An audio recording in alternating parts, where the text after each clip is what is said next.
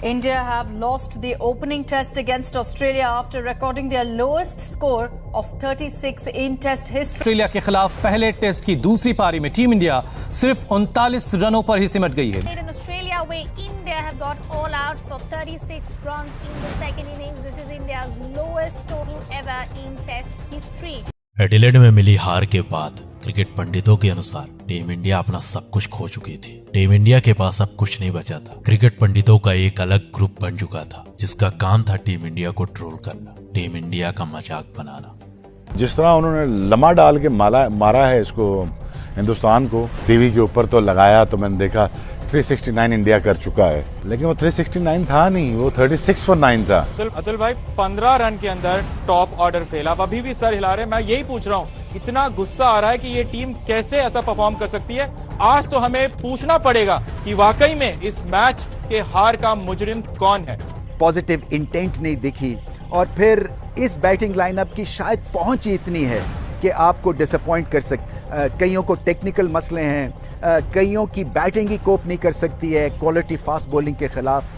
कुछ ऐसे ही मजाक, कुछ ऐसे ही मीम्स के बीच मेलबर्न में पलटवार होता है. सिडनी को ड्रॉ पर छोड़ दिया जाता है, लेकिन अब बारी थी कंगारुओं के घमंड यानी काबा की. एक ऐसे मैदान की जहां कंगारू पिछले 32 सालों से अपराजित अजेय थे और यहीं लिखी जानी थी सीरीज के आखिरी मैच की कहानी. टीम इंडिया काबा में दस्तक दे चुकी थी और टीम इंडिया के साथ दस्तक देती है टीम इंडिया की कई और मुश्किलें. तीसरे टेस्ट मैच के बाद अश्विन, बिहारी, जडेजा और जसप्रीत बाहर हो चुके थे. आधे से अधिक टीम इंडिया काबा पहुंचते पहुंचते घायल हो चुकी थी. टीम इंडिया का ड्रेसिंग रूम हॉस्पिटल रूम में तब्दील हो चुका था. आखिरी मैच के लिए टीम इंडिया के पास सिलेक्टेड प्लेयर नहीं बचे थे. अश्विन अपने इंजरी से जूझ रहे थे तो हनुमा को भी दर्द था. चोटिल प्लेयर्स की एक लंबी लिस्ट तैयार थी. कप्तान रहाणे के सामने एक के बाद एक कई चुनौतियां थी, लेकिन काबा अभी भी कंगारुओं का घमंड था और इस घमंड की वजह थी पिछले 32 सालों का वो दिल दहला देने वाला रिकॉर्ड जो कंगारुओं के वर्चस्व को स्थापित कर रहा था. कुछ ऐसे ही हालातों में टीम इंडिया के पास चुनौती थी सीरीज के आखिरी टेस्ट यानी काबा की. वक्त का आलम कुछ ऐसा था कि नेट बॉलर अब टीम इंडिया के मेन बॉलर बनने वाले थे. Brisbane Test between India and Australia is underway. Two Indian players had made their debut in the final test. T. Natarajan and Washington Sundar received their test caps. और इन्हीं के दम पर वेदना था काबा का किला. नमस्कार, आप देख रहे हो द डॉक्यूमेंट्री का महा एपिसोड कहानी काबा की. सिडनी में लोहा ले चुकी टीम इंडिया अब तैयार थी कंगारुओं के घमंड यानी काबा के मैदान पर. दोनों टीमों के कप्तान अपने अलग अंदाज में थे. एक के जहन में काबा का घमंड था तो दूसरे के जहन में उस घमंड को तोड़ देने वाला एटीट्यूड.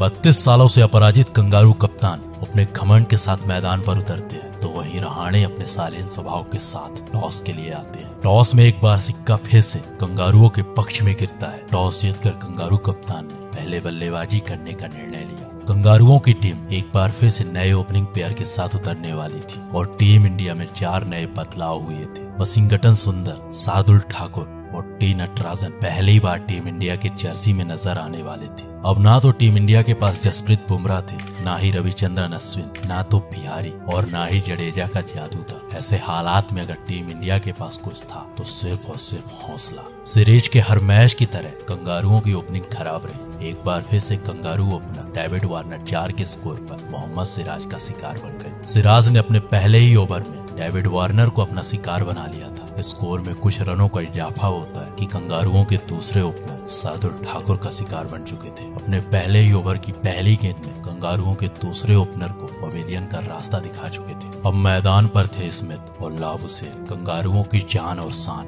जो टीम इंडिया के लिए सरदर्द बनने को तैयार थे. परंतु कप्तान रहाणे के पास स्टीव का हल था. उन्होंने वशिंगटन को बॉल थमाकर स्टीव को अपने जाल में फंसा लिया. टीम इंडिया की एक बड़ी मुश्किल खत्म हो चुकी थी, लेकिन लाव हुसैन अभी भी क्रीज पर थे. पर अगले ओवर में रहाणे की एक गलती कंगारुओं को मैच में वापसी करा देता है. नवदीप सैनी के ओवर में कप्तान रहाणे से कैच छिटक जाता है और उसे एक गलती का फायदा लाव हुसैन ने जबरदस्त उठाया. पहले अर्धशतक फिर शतक. लाव हुसैन ऐसे खेल रहे थे कि अब उनके पास गलती की कोई गुंजाइश नहीं थी. लाव हुसैन उसे एक गलती का भरपूर फायदा उठा रहे थे. जो स्कोर 93 पर 3 था वही स्कोर अब 200 पर 3 हो चुका था. लाव हुसैन ने इस सीरीज का पहला शतक जमाया. टीम इंडिया की ओर से डेब्यू करने वाले 3 में से 2 प्लेयर अपना काम कर चुके थे, लेकिन अब बारी थी तीसरे प्लेयर टी नटराजन की। नटराजन ने पहले वेड फिर लावुज़ेन को अपना शिकार बनाया। देखते ही देखते पूरी कहानी बदल चुकी थी। कंगारू एक बार फिर से बैकफुट पर नजर आ रहे थे। देखते ही देखते नटराजन ने कंगारुओं को खदेड़ मारा, परंतु कंगारुओं के कप्तान और पिछले मैच के हीरो ग्रीन एक बार फिर से टीम इंडिया पर आक्रमण करने को तैयार थे। दोनों ने मिलकर पहले पारी को संभाला और दिन का खेल खत्म होते होते ऑस्ट्रेलिया 274 पर 5 विकेट थी। पहले दिन का मैच लगभग कंगारुओं के पक्ष में था। अब टीम इंडिया के पास सिर्फ एक ऑप्शन था। गावा के दूसरे दिन टीम इंडिया का पलटवार।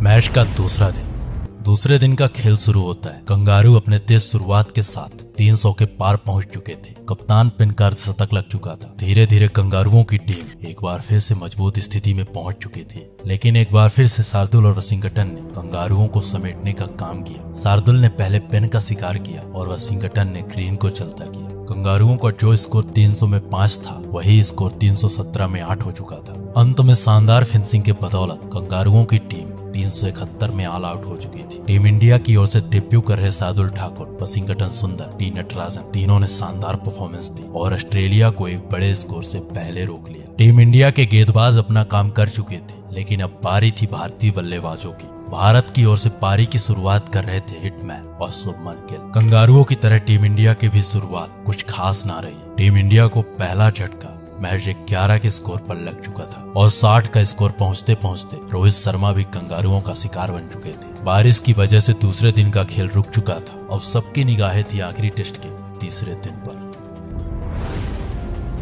तीसरे दिन का खेल शुरू होता है। पुजारा और रहाणे टीम इंडिया को एक सधी हुई शुरुआत देते। ये दोनों बल्लेबाज क्रीज पर सेट हो चुके थे, परंतु हेजलवुड ने टीम इंडिया की दीवार को ध्वस्त कर दिया। ये झटका टीम इंडिया के लिए बहुत बड़ा था, क्योंकि यही वो विकेट था जिसके पास कंगारुओं के हर प्रहार का जवाब था। अब ऐसे हालात में सवाल उठता है कि कंगारू गेंदबाजों का सामना कौन सा भारतीय बल्लेबाज करेगा। टीम इंडिया के स्कोर में कुछ रनों का इजाफा होता है कि 144 के स्कोर में टीम इंडिया ने अपने कप्तान को खो दिया। एक बार फिर से कंगारू गेंदबाजों के सामने टीम इंडिया की बल्लेबाजी फंसती हुई नजर आ रही थी, क्योंकि मयंक अग्रवाल भी कुछ खास न कर सके और 161 के स्कोर में टीम इंडिया का साथ छोड़ देते। 161 रनों पर आधी टीम इंडिया पवेलियन में बैठी हुई थी। कंगारू गेंदबाज लगातार विकेट चटका रहे थे। भारतीय बल्लेबाजों के पास कंगारू गेंदबाजों का कोई उत्तर न था। शुरुआत तो सभी अच्छा कर रहे थे, पर कोई भी बल्लेबाज उन गेंदबाजों के सामने टिकने का नाम नहीं ले रहा था। 186 के स्कोर पर ऋषभ पंत भी टीम इंडिया का साथ छोड़ चुके थे। कहानी अब पूरी तरह विपरीत हो चुकी थी। कंगारुओं का घमंड चरम पर था। टीम इंडिया के सर पर संकट के बादल मंडरा रहे थे।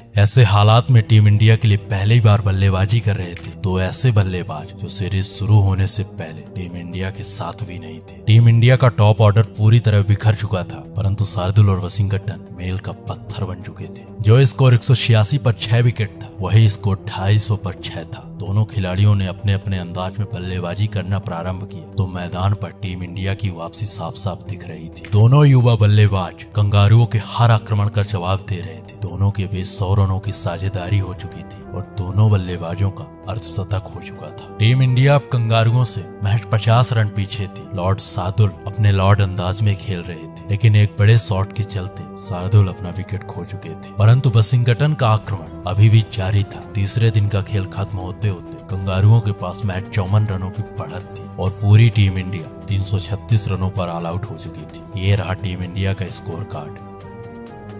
तीसरे दिन के खेल में टीम इंडिया वापसी कर चुकी थी। अब मैच पूरी तरह बेहद रोमांचक स्थिति में पहुंच चुका था। वशिंगटन और शार्दुल ने टीम इंडिया को एक मजबूत स्थिति में लाकर खड़ा कर दिया था। इस मैच को जीतने के लिए टीम इंडिया को सिर्फ 2 काम करने थे। पहले कंगारुओं को जल्द से जल्द ऑल आउट करके अपनी शानदार बल्लेबाजी करना था और इसके लिए टीम इंडिया पूरी तरह तैयार थी। मैच दोनों टीमों के लिए बराबर स्थिति पर था। टीम इंडिया भी अपना पलटवार कर चुकी थी। जवाब अब कंगारुओं को देना था। ऐसे हालात में अब इंतजार था चौथे दिन का।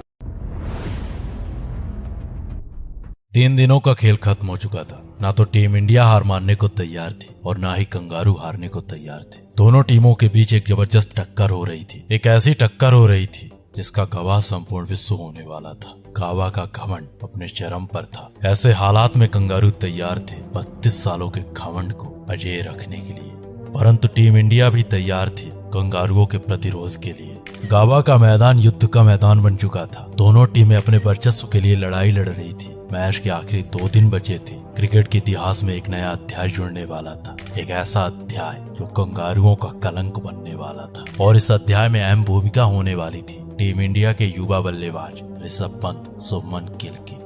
कंगारू एक शानदार शुरुआत के बाद एक बड़ी बढ़त की ओर बढ़ रहे थे। वॉशिंगटन और शार्दुल ने कंगारू ओपनर्स को अपना शिकार बनाया। एक अच्छी ओपनिंग के बाद कंगारू ओपनर्स आउट हो चुके थे। ऐसे में अब बारी तलाब हुसैन और स्टीव स्मिथ की। कंगारू अपने शानदार बल्लेबाजी से टीम इंडिया पर आक्रमण कर रहे थे और इस आक्रमण का जवाब देने के लिए टीम इंडिया से तैयार थी सिराज नाम की आंधी, एक ऐसी आंधी जिसने 5 कंगारुओं को अपना शिकार बना लिया और एक तरफा हो रहे मैच को टीम इंडिया की ओर मोड़ दिया। एक अच्छी शुरुआत के बाद सिराज ने एक के बाद एक 5 कंगारुओं का शिकार किया और बाकी बचा हुआ काम शार्दुल ठाकुर कर रहे थे। टीम इंडिया के सामने अब 329 रनों की बढ़त थी और वक्त था महज एक दिन का। ये चुनौती आसान नहीं होने वाली थी। एक तो गावा का मैदान, दूसरा टेस्ट क्रिकेट का 5वां दिन। ये खेल आसान नहीं होने वाला था। कंगारू मर मिटने को तैयार थे। उन्हें किसी भी हालात में पराजय स्वीकार नहीं थी। उन्हें हर हालात में जीत चाहिए थी और उसके लिए मदद करने वाली थी गावा की पिच। मैच शुरू होने से पहले कंगारुओं के कोच की ये मुस्कान इंडियन फैंस का दिल दहला रही थी। पिच की लंबी दरारें कंगारुओं का अभिमान बन चुकी थी।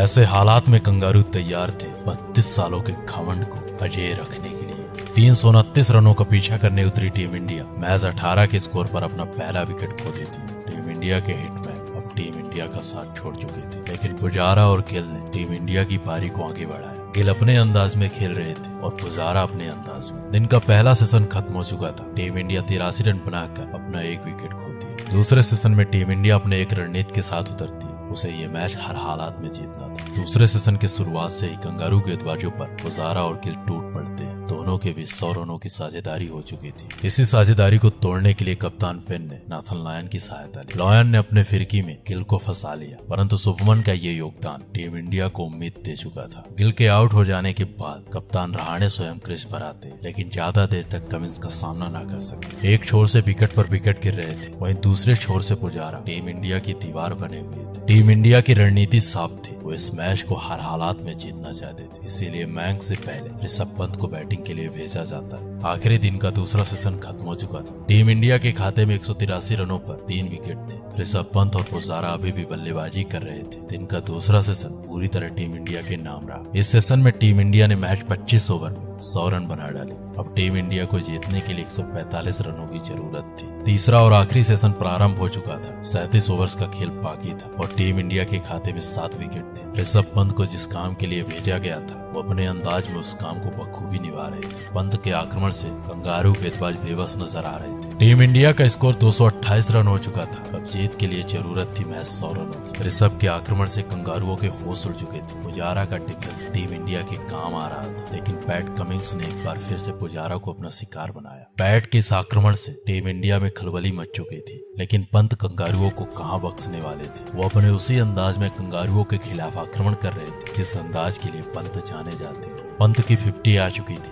अब टीम इंडिया को जीतने के लिए 16 ओवर में 74 रनों की जरूरत थी, लेकिन ये मैच आसानी से खत्म नहीं होने वाला था, क्योंकि ये मैच था उस मैदान में जहां कंगारू पिछले 32 सालों से अपराजित थे। पुजारा के बाद मयंक भी टीम इंडिया का ज्यादा देर तक साथ न दे सके, लेकिन वॉशिंगटन और पंत ने एक बार फिर से टीम इंडिया की उम्मीदों को जिंदा रखा। जब टीम इंडिया को 10 रनों की जरूरत थी, तब वॉशिंगटन कंगारू गेंदबाजों का शिकार बन चुके थे, लेकिन वॉशिंगटन की शानदार पारी ने पूरे मैच को खत्म कर दिया था। टीम इंडिया का स्कोर 325 पर 7 विकेट हो चुका था और मेन स्ट्राइक पर थे ऋषभ पंत। अब सबकी निगाहें ऋषभ पंत पर थी और पंत के शॉट के बाद कंगारुओं का वो घमंड टूट जाता है वो रिकॉर्ड जो पिछले 32 सालों से अपराजित अजय होने का था।